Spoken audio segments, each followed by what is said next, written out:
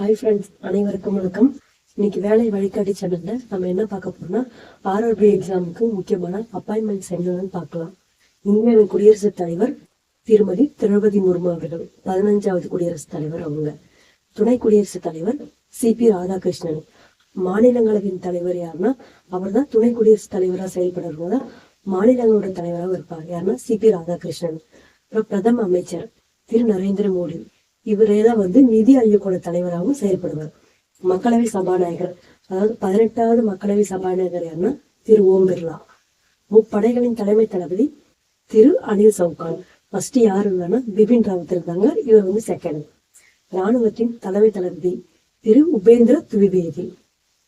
தேசிய பாதுகாப்பு ஆலோசகர் திரு அஜித் தோவல்.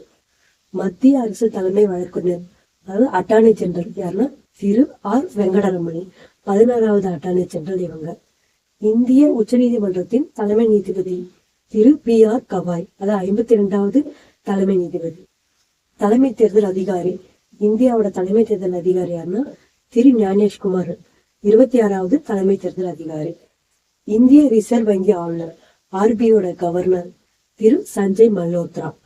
அப்புறம் நிதிக்குழு, பினான்ஸ் கமிஷனோட தலைவர் திரு அரவிந்த் பனகாரியா. 16வது நிதிக்குழுவோட தலைவர். லோக்பால் தலைவர் யாருன்னா அஜய் மணிக்ராவ் கான்வில்கர். தேங்க்யூ.